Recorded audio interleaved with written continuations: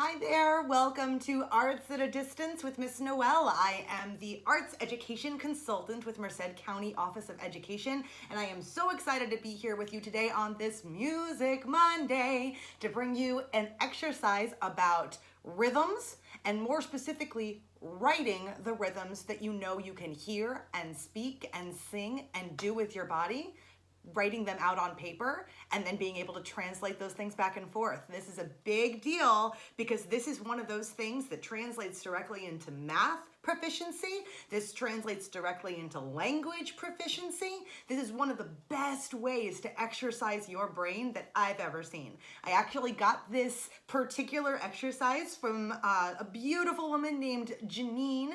She works out in LA County now, and I was with her in Monterey at a conference, and I got to see her present this exercise, and it was so much fun to do. And a lot of the teachers were really engaged. All the students I've ever done this with are really engaged. In fact, when I did this exercise with my choir students earlier this year, they actually kept the pieces that we made, and I've seen some of them since. Their parents have taken pictures and sent them to me of them using them when they take piano or using them when they look at other rhythms, either vocally or instrumentally, and using them to map out what the rhythm looks like. So I'm really excited to do this for you guys as well. Please bear with me. We're gonna have a really good time.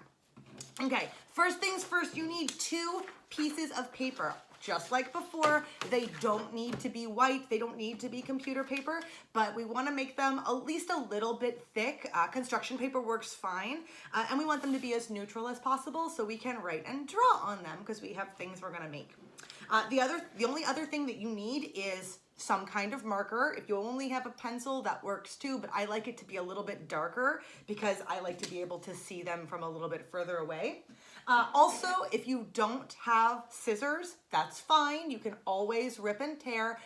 If you do want very clean lines, please ask a grown-up about scissors and getting scissors. If you have scissors already available to you and you are comfortable with them, then go ahead and grab them. Okay. So first things first, we are going to start with our warm-up exercise, which has nothing to do with writing anything yet. If you're still running around getting your materials, that's fine. What we're going to be doing is clapping out some rhythms. Pretty simple. Are you ready? I'm going to clap them out and say them, and then you're going to repeat them after me. And then we'll do them again, and you can do them with me. Are you ready? First, we're going to repeat. Ta. Now do it with me. Ta. Wonderful. Try this one. Repeat it and then do it with me. Ta, ta. Now with me. Ta, ta. Excellent. Now we're going to try a different one. This one's a little bit harder, but also a little bit easier, depending on how you think about it. Ready? Ta, ta, ta, ta.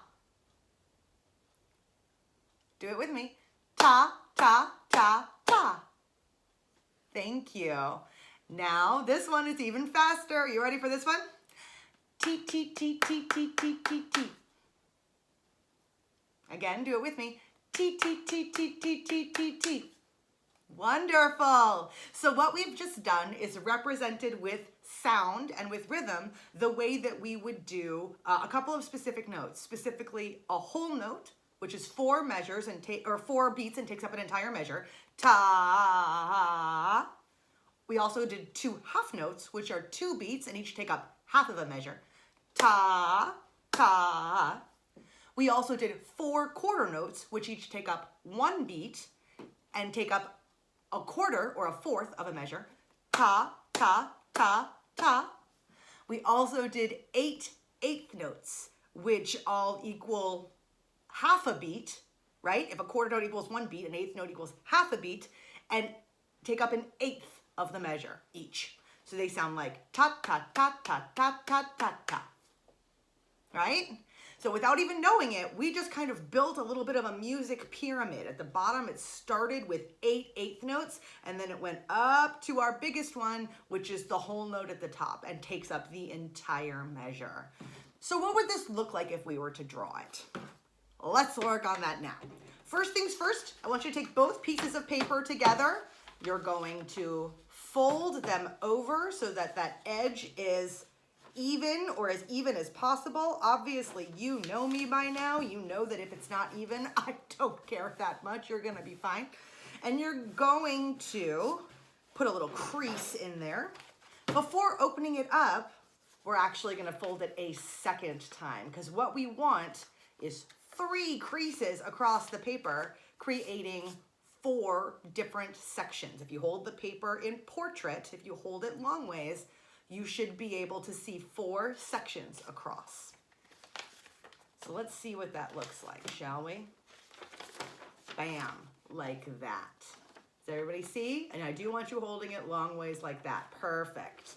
Now we're gonna set this one aside because that one's gonna become our actual puzzle pieces. But first, I'm gonna draw out kind of the base of our puzzle. So what I want is I want you to, on those creases, just follow the crease with your marker and draw me a little bit of a line.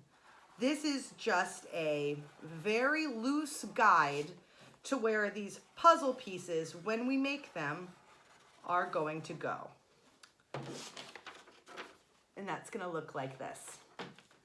So on the top here, in this first strip, I'm going to write first measure. If you want to just write a 1, that works too. And then I'm going to write 1 whole note. It is whole like half and whole, W-H-O-L-E, not whole like hole in the ground. So the way that looks is just like that. So that tells us what puzzle piece is eventually going to go there. In the next strip, I'm going to write second measure. Measure number 2 would also work. And I'm going to write 2 half notes. Half like whole and half, again, not half like have to do, have to do. So that's H-A-L-F is the word you're looking for. Second measure, 2 half notes. Wonderful. Now I'm going to write third measure. And in that third measure, we are going to put 4 quarter notes. Quarter, exactly like you would spell the kind of quarter that goes in your pocket along with your nickels and your dimes and your dollar bills, right? Q-U-A-R-T-E-R, notes. Third measure, 4 quarter notes. Excellent. And in this last strip right here, we are going to put fourth measure and 8 eighth notes. Now, eighth is a difficult word to spell. It's like the word 8, but you take that T at the end and add the H to make it a sound. So eighth, E-I-G-H-T-H, eighth notes. Fourth measure, 8 eighth notes. Very nice. So you've got a nice basis here for the way that we're going to put our puzzle together when it comes down to it, okay? But first we have to make the puzzle. So what we're going to do with that is first things first. Ooh, I've said that a bunch of times during this episode. First things first, for the 85th time, we're actually going to cut on these creases or rip on these creases if you need to create 4 strips. And once those 4 strips are created, we're going to go from there. Now, the first strip, you can look at this guide you've got to see what goes in this first strip. This first strip equals 1 whole note. And the way we do that is by drawing a big open oval. So that first strip remains entirely whole, and we draw a big open oval, which is your whole note. That whole note equals 4 beats. Once that is done, you're gonna take your next strip and cut it in half, joink, up the middle, so that what you've got is two separate pieces that go together. This is your second measure, and as you can see, your second measure contains two half notes. A half note looks like that. A little bit like the whole note, open, but with a stem. You're going to draw two of those half notes, just like that. Very nice. You can just place them in front of you when you're finished. After that, you are going to draw, let's look at our guide, 4 quarter notes. So your next strip like this gets folded and folded again and cut on all those creases to create 4 equal parts of that strip.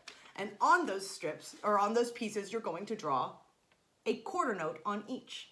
A quarter note looks very much like a half note, except instead of being open inside, it is filled in. So a filled in oval with a stem is your quarter note. You should create 4 of those. 1, 2, 3, where's my 4th? 4. And they should be able to stay in front of you right there. And last but not least, we're gonna take our last strip, and instead of just folding it in fourths like this, we're going to make sure all of our edges are clean, right? All of our edges are cut, so we have 4 pieces of paper in front of us, and then we're going to cut straight up the middle. Bam, bam, bam. So now we have 8 very thin pieces of paper for our tiniest possible note. And those tiny notes are called 1/8 notes. So on each of those very tiny pieces of paper, there should be 8 of them, you're going to draw an 1/8 note. That 1/8 note looks a lot like your quarter note. It's a little bit smaller, and instead of just having the stem, it's got what we call a flag. So it is a filled in oval with a stem and a flag. See that? Awesome. You're going to draw one of those on all 8 very tiny pieces of paper. So after you have that, you should have all 8 of these available to you. And now what we're going to do is place them on our little guide that we've got here, okay? So I see that up here at the top it says 1 whole note. I'm going to take my whole note and put it right there, and I'm going to see that it takes up the entire measure. Next we have 2 half notes. I'm going to put those here, and I'm going to see that once again they take up the entire measure. 4 quarter notes here. 1, 2, 3, and 4. Again, they take up the entire measure. And last but not least, 1, 2, 3, 4. Oh my goodness, these are the tiniest notes in the world.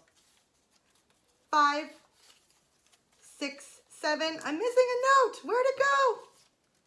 5, 6, 7. Oh my goodness. Well, normally there would be another note here. Where did it go? That's very curious. One of these is sticking to the other notes. Fortunately, I'm able to make myself another one.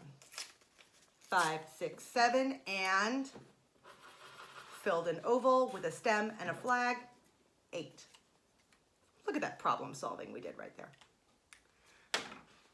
So as you can see, woo, we've now got a completed puzzle, if you will, of what it looks like to have a note pyramid. And if you were to read this straight from the top down, it would be exactly what we did earlier on today. It would look like this. Ta, ta, ta, ta, ta, ta, ta, t, t, t, t, t, t, t, t.